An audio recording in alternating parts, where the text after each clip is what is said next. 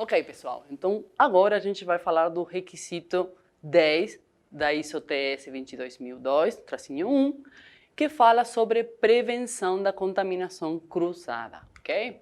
Então, é importante aqui identificar dentro das áreas de processamento, dentro do estabelecimento, as áreas onde tem potencial de contaminação cruzada, tá? Pode ser contaminação microbiológica, física ou química, ok? Pensando em contaminação microbiológica, a gente tem que identificar áreas que são mais vulneráveis e, se for necessário, a gente tem que segregar essas áreas ou que também é conhecido como zoneamento da área produtiva, ou seja, os locais onde tem mais contato com o produto, ou mais risco de contaminação do produto, eles devem ser segregados de alguma forma e cuidados com medidas extras para proteger o produto. Então, por exemplo, as zonas onde as matérias-primas, produtos em processo ou produtos finais ficam expostos são mais vulneráveis. Por quê? Porque o produto pode ficar contaminado, pode introduzir algum tipo de contaminantes. Esses locais devem ser controlados, por exemplo, por zoneamento, para minimizar o risco de contaminação. Medidas para prevenir essa contaminação pode ser troca de uniformes, lavagem de botas, pressão positiva dessa área de produção, ou segregação estrutural, ou seja, criando uma sala limpa de processamento. Aqui a gente tem alguns exemplos de classificação de zoneamento, tá? Uma zona A de alta higiene, uma zona B de higiene média e uma zona C de higiene básica. Então, exemplos de locais onde seria necessário uma higiene alta. Pode ser uma sala de pasteurização em envase, onde tem seus produtos expostos ou já foram termicamente tratados. A partir desse ponto, eu não vou conseguir retirar mais do meu produto algum contaminante que possa chegar nele, ok? Uma zona de higiene média pode ser uma área de recebimento, seleção e lavagem de matérias-primas, onde há uma manipulação direta do material, mas ainda vai ter um tratamento térmico posterior que eliminará o contaminante. Já uma zona de higiene básica vai ser o armazém de produtos acabados, onde o produto já está totalmente lacrado, fechado e não tem mais risco de contaminação. Quais são os controles ou as medidas que podem ser implementadas em cada uma dessas zonas? Se eu estou falando que tem uma zona A de alta higiene, eu vou precisar de uma barreira sanitária, com higienização de calçado, lava-bota, pias, com água aquecida, sabonete bactericida, álcool gel. Eu vou precisar de colocar um chaleco exclusivo para utilização nessa área. Eu posso precisar de uma separação física em relação às outras áreas, principalmente a área de higiene básica. E também evitar o compartilhamento do ar ambiente, principalmente considerando dutos de ventilação separados. A gente tinha falado sobre esse assunto quando falamos de ventilação e qualidade do ar, no requisito 4 de utilidades, ok? Mas aqui a gente faz referência de novo à contaminação cruzada pelo ar. Também pode ser necessária a aplicação de diferencial de pressão positiva nessas áreas, filtros de ar insuflado de classe F9, ou seja, microbiológicos, utensílios de limpeza e de produção dedicados, por exemplo, identificados com a cor vermelha. Então, eu sei que nessa área de alta higiene, os utensílios de limpeza estarão identificados de uma cor vermelha e eles não podem ser utilizados em nenhuma das outras áreas, ok? Agora, uma área de higiene média, eu posso ter outros tipos de medidas de controle para evitar contaminação cruzada. Por exemplo, tapetes adesivos para reter partículas dos calçados, pias dotadas de sabonete, bactericida e álcool também. Aqui provavelmente não seria necessária a água aquecida. Uso de uniforme completo também, com touca. Nesse caso não seria necessário um chaleco exclusivo para essa área. E o ar insuflado pode ter um filtro classe F7, que seria menos restritivo que na área A, na zona A de higiene alta, ok? Já para a zona C de higiene básica, a medida de controle que pode ser aplicada são simplesmente boas práticas de fabricação geral, ok?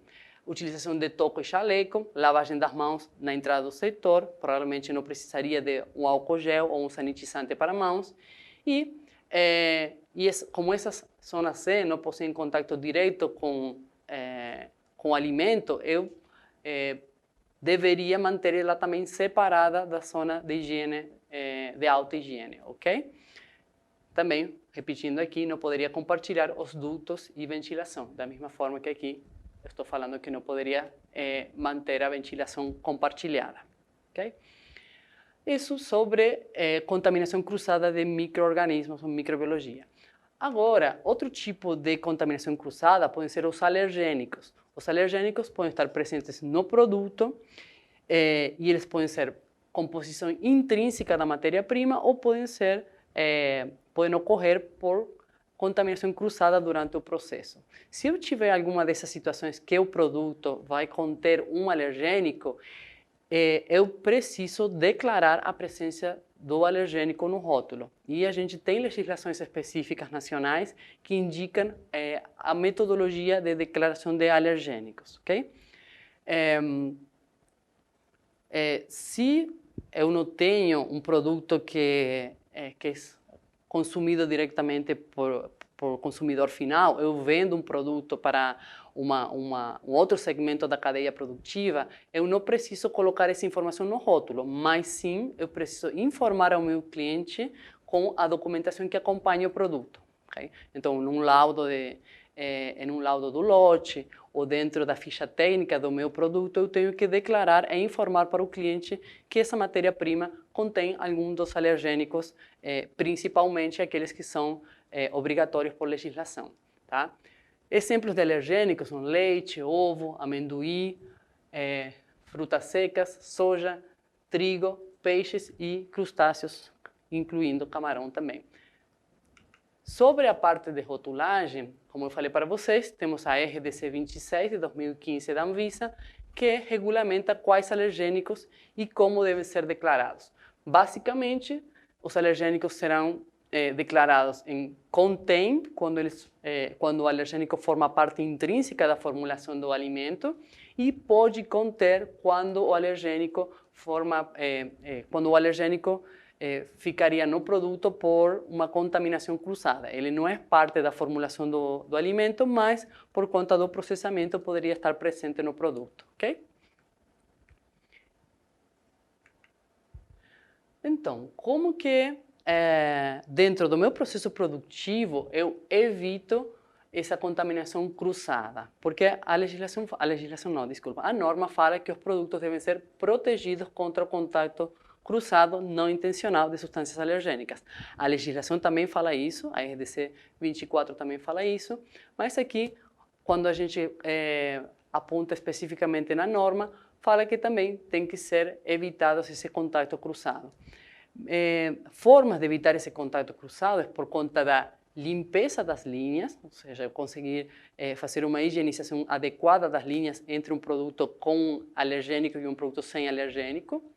Práticas higiênicas do pessoal, né, de uma área que é processado um alimento com alergênico para outra área onde o produto não contém esse alergênico, eu preciso definir algumas regrinhas para que o próprio pessoal, o próprio fluxo de material não leve esse contaminante de uma área para outra. Transferência de linhas, ou seja, identificar algumas linhas exclusivas de produção, eu vou falar um pouquinho disso mais na frente. E outra forma é sequenciamento da produção, que eu vou também dar um exemplo nesse próximo slide, ok? Então, aqui uma dica para minimizar o risco de contaminação cruzada por alergênicos. Um exemplo é destinar equipamentos para uso dedicado e exclusivo para produtos livres de alergênicos. Então, eu posso disponibilizar, se eu tiver essa infraestrutura dentro da minha empresa, uma linha exclusiva onde eu irei processar somente produtos sem alergênico, livres de alergênicos. E essa linha ficará separada, segregada das outras linhas que levam na sua formulação alguns dos alergênicos que a gente citou antes, tá? O leite, ovo, crustáceos, ok? Outra forma de evitar a contaminação cruzada é programar a produção iniciando com produtos livres de alergênicos, seguidos de aqueles que possam conter alergênicos. Então, dessa maneira, quando eu inicio a produção, as ordens de produção por aqueles produtos que não têm alergênicos, eu garanto que meu processamento, toda a passagem do produto pela linha, ele não vai ter nenhuma contaminação cruzada em nenhum ponto, porque a linha está limpa e está livre de alergênicos. Os próximos produtos que entrarão na linha já podem possuir o alergênico e obviamente, se eu precisar de um novo produto sem alergênicos, eu precisarei fazer uma higienização adequada para eliminar qualquer resíduo do alergênico e da proteína, ok? Isso foi falando de alergênicos, mas temos também dentro da indústria, dentro dos processamentos, riscos de contaminação cruzada por materiais rígidos. Quais materiais rígidos? Principalmente vidros ou materiais quebráveis. Normalmente a gente fala de vidros e plásticos duros. Então, aonde a gente tem risco de contaminação física por vidros ou plásticos duros, tem que ter algum tipo de inspeção periódica para assegurar que o material não vai contaminar meu produto. E esses registros de quebra devem ser mantidos também. Então, principalmente, temos duas atividades. Uma atividade preventiva, que é um checklist para verificar que esses vidros ou plásticos duros ou componentes rígidos, eles estão íntegros. E também implementar alguma metodologia para tomar ações quando houver alguma quebra acidental. Aqui é o melhor exemplo de quebras acidentais, a gente faz isso em casa, né? Quem tem criança, quando quebra um copo, a gente não tem um procedimento descrito contra quebra acidental, mas se quebra um copo, o primeiro que a gente faz é isola a área, tira as crianças de perto, fala para ninguém ficar descalço. Então, essa mesma metodologia que a gente faz no dia a dia em casa pode levar para a empresa. Então, em caso de quebra, vocês podem instruir a todos os funcionários sobre o procedimento, que vai ser: quebrou um vidro, isola a área, evita o trânsito de pessoas no local afetado para não espalhar esses vidros por toda a área produtiva, e junta todos os pedacinhos do material quebrado e tenta identificar se está faltando alguma parte. Se estiver faltando alguma parte, você continua procurando ou segrega o material afetado ou a área até conseguir limpar e garantir que nenhum pedacinho desse vidro vai chegar no teu processo. A mesma coisa que a gente faz em casa, evitando que esse pedacinho de vidro que está faltando acabe machucando alguém da família, ok? Então, a dica aqui é criar esse checklist. Por exemplo, verificar mensalmente a integridade de todos os vidros ou plásticos duros presentes no processo. E se identificar alguma quebra ou algum material danificado, tomar ações para trocar esse material. Aqui a gente vai apresentar para vocês um checklist de vidros e materiais rígidos para vocês terem de exemplo de como vocês podem implementar na prática, ok? Então, por exemplo, aqui a gente tem um cheque, né? Tem um campo para colocar a data de inspeção, pode ser realizado quinzenalmente, diariamente, mensalmente, quem que é o responsável por essa inspeção e o total de itens que estão conformes. Isso é uma maneira de monitorar e ver a tendência desse monitoramento, ok? Então, por exemplo, eu posso montar esse cheque falando quantos vidros eu tenho nas portas, quantidade. Aonde que está essa porta? No acesso à produção eu tenho uma porta com 2 vidros, tá? O material vai ser vidro e na inspeção eu indico se esses vidros estão íntegros, estão trincados ou estão quebrados. Se eu identificar algum desvio nesses vidros, eu preciso tomar alguma ação, ok? Então, esse é um formulário modelo que vai ser disponibilizado também para vocês. E aí, o ideal é que vocês percorram toda a área produtiva e identifiquem aonde tem vidros nas portas, em painéis, relógios, às vezes os visores das linhas têm vidros, quadros, espelhos, às vezes tem um espelho ou na entrada do processo para verificar o uniforme do pessoal, às vezes dentro do armazém tem aqueles espelhos para as empiladeiras, então tem que ser levantado todos esses materiais para que, com uma frequência definida, vocês verifiquem que tudo está no lugar e da maneira certa. Se tiver algum desvio, toma alguma ação e para garantir que as possíveis contaminações físicas estão sob controle, ok? Então, continuando aqui. Então, essa é uma ferramenta preventiva para evitar que contaminantes físicos cheguem no produto. Mas também eu posso implementar medidas corretivas, né, ou para evitar que o contaminante que já esteja presente no meu produto seja detectado e eliminado. Quais são essas medidas para prevenir e controlar ou detectar contaminantes potenciais? Por exemplo, a gente pode ter no processo utilização de telas, ímãs, peneiras ou filtros que retirem esses contaminantes do produto e garantindo dessa forma que ele não vai chegar no consumidor final, ok? Outra forma de prevenir contaminação, em alguns casos, é colocar coberturas em equipamentos ou recipientes. Eu falei para vocês que o cheque acaba verificando as condições da infraestrutura. Então, se eu tenho uma infraestrutura, eu tenho um vidro, eu tenho uma lâmpada que eu identifico que ela está quebrada de uma maneira preventiva, para segurar ainda mais que esse material rígido não irá cair dentro do meu produto, eu posso acrescentar ou posso ter uma cobertura no equipamento ou nos recipientes aonde o produto, materiais intermediários estão expostos, ok? Além disso, como eu falei, uso de telas, ímãs, peneiras, também é uma maneira de retirar esses contaminantes do produto ou do processo. E, como último dos casos, no final da linha, eu posso ter dispositivos de detecção de contaminantes físicos, como são detectores de metais ou raio-x. Okay? Então, isso é uma visão geral de medidas de controle para evitar contaminação cruzada. E agora a gente vai na prática. Então, vamos a supor que no estabelecimento onde você trabalha foi instalada uma linha para produzir 3 tipos de hambúrgueres diferentes com 3 misturas de base diferente, ok? A mistura A tem carne moída, alho, sal, cebola, cheiro verde e ovo. A mistura ela tem carne moída, alho, sal, cebola e cheiro verde só. A terceira mistura tem carne moída, alho, sal, cebola, cheiro verde, ovo e farinha de trigo. Então, como a gente pode ver aqui, essas 3 misturas têm, algumas têm alergênicos e a mistura B não tem alergênicos. E outra, a última mistura, tem 2 alergênicos na sua formulação.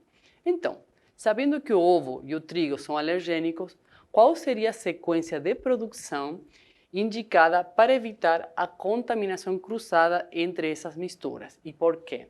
Então, eu tenho que evitar que essas misturas contaminem uma para a outra o alergênico que está presente na formulação. Então, dá uma pausa no vídeo, pense nessa situação, pense uma resposta e depois volta com o play para seguir discutindo esse assunto.